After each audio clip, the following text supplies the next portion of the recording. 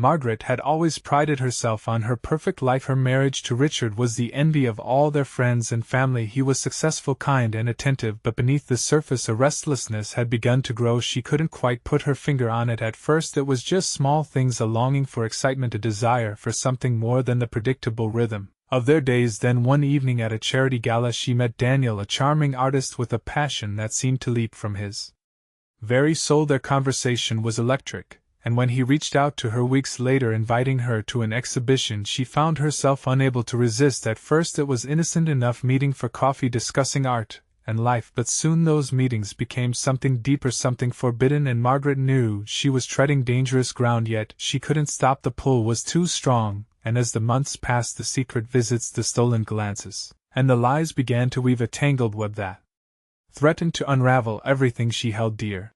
Margaret tried to convince herself that what she was doing was harmless, a fleeting distraction from the monotony of her otherwise perfect life, but deep down she knew the truth. With each encounter with Daniel the guilt grew heavier, and the lies more elaborate. Richard remained oblivious, his trust in her unwavering, which only made her feel worse. One evening, as she returned home from yet another secret rendezvous, she found Richard waiting for her in the living room, his expression unreadable. He held up her phone, showing a text message from Daniel's number frozen in place. Margaret could feel her heart pounding in her chest. How had he discovered the truth, and what would happen now? As Richard stared at her silently, the weight of his gaze forced her to confront the reality of her actions. For the first time she realized just how much she stood to lose, but before she could speak, Richard broke the silence, asking her a single question, one that demanded an answer she wasn't sure she was ready to give.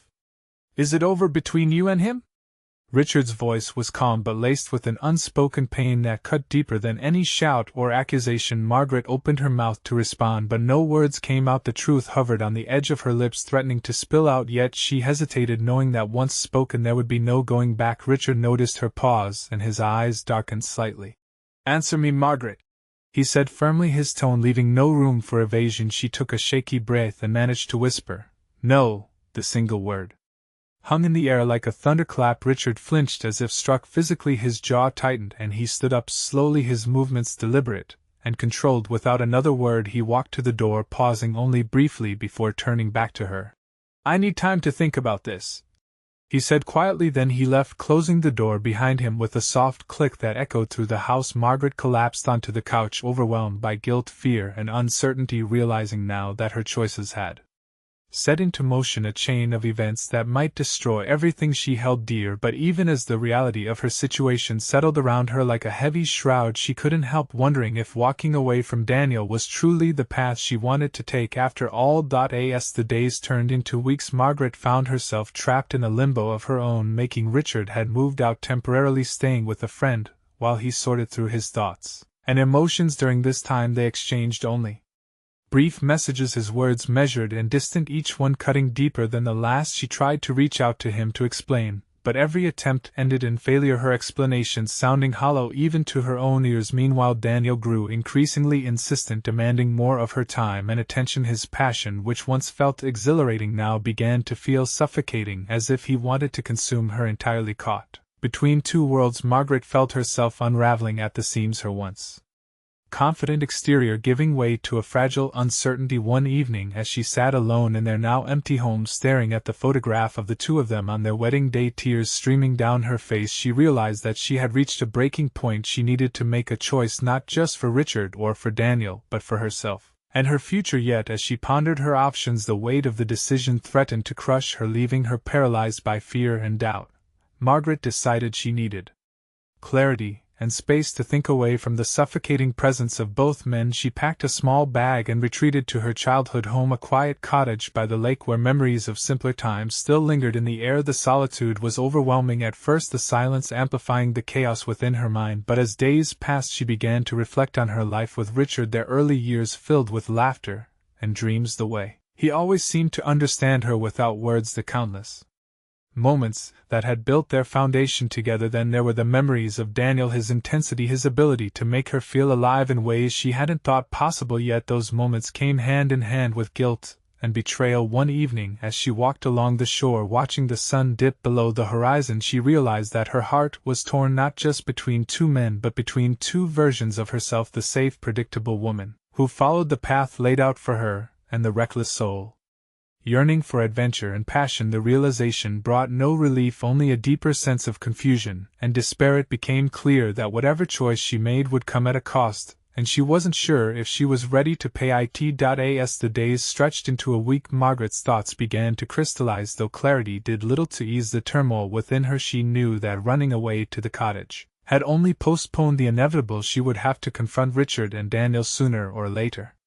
and lay bare her heart regardless of the consequences. One morning after a restless night, she picked up her phone, hesitating before dialing Richard's number. When he answered, his voice was guarded but not unkind. They arranged to meet at a quiet cafe on the outskirts of town, a place where they used to go during the early days of their relationship. As she drove there, her hands gripped the steering wheel tightly, her mind racing with what she would say, how she could possibly make him understand. Without excusing her betrayal, when she arrived, Richard was already seated at a corner table, his familiar presence both comforting and heartbreaking. He looked up as she approached, and for a moment their eyes met, holding all the unspoken words between them. She took a deep breath, sat down opposite him, and began to speak, her voice trembling but resolute. She told him everything about Daniel, about her infidelity, and the conflicting emotions that had driven her actions throughout her confession. Richard listened silently, his expression unreadable. When she finally finished, the silence between them felt heavy, oppressive, until he spoke softly, his voice tinged with pain yet devoid of anger. "I don't know if I can forgive you, Margaret." His admission hit her like a physical blow, but she nodded, understanding that this was only the beginning of the long road ahead.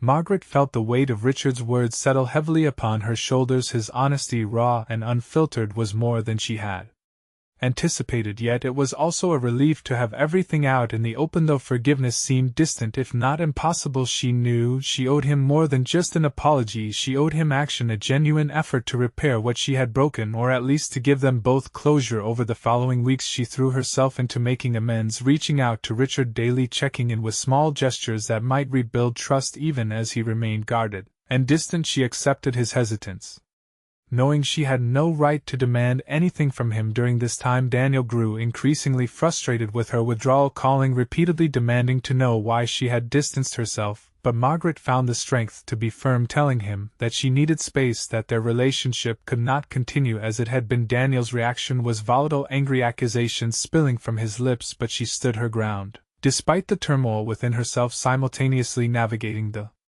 complexities of two fractured relationships while trying to find her own footing in the world. She realized that her choices had consequences far greater than she had ever imagined, and that moving forward would require sacrifices she wasn't sure she was ready to make. Yet still she pressed on, driven by a desperate hope for redemption and understanding. As the weeks turned into months, Margaret's life began to take on a new rhythm, one defined by reflection and gradual change. Her conversations with Richard became less strained, though still fraught with lingering pain. They started meeting regularly, not at the cafe but in places that held no memories, good or bad, for either of them. These meetings were awkward at first, filled with silences and halting attempts at conversation, yet over time they grew more comfortable, as if both were learning to navigate this unfamiliar territory together. Richard spoke of his own struggles, the nights he had lain awake wondering where their marriage had gone wrong, how he had tried to convince himself that it was all a misunderstanding until reality left him no choice but to face the truth. His vulnerability moved her in ways she hadn't expected, reminding her of the man she had fallen in love with so long ago. Meanwhile, Daniel's calls became less frequent, his initial anger giving way to pleading, then resignation. When he realized she would not return to him eventually, his voice disappeared from her life entirely, leaving only a faint echo of what could have been. As for Margaret herself, she began therapy sessions, hoping to understand the root of her actions, to uncover why she had strayed and whether such impulses might resurface in the future. The process was painful, forcing her to confront parts of herself she had long ignored or denied, yet it also offered clarity, helping her see that her infidelity was not just about desire or boredom, but about deeper insecurities and unmet needs that she had failed to address throughout her marriage. Armed with this newfound understanding, she approached Richard with renewed determination, asking him if he would be willing to work on their relationship, not with promises of perfection but with honesty and effort, to which he responded cautiously, agreeing to give it a try. Though both knew the road ahead would be difficult, they also knew it was worth exploring, if only to find peace within themselves.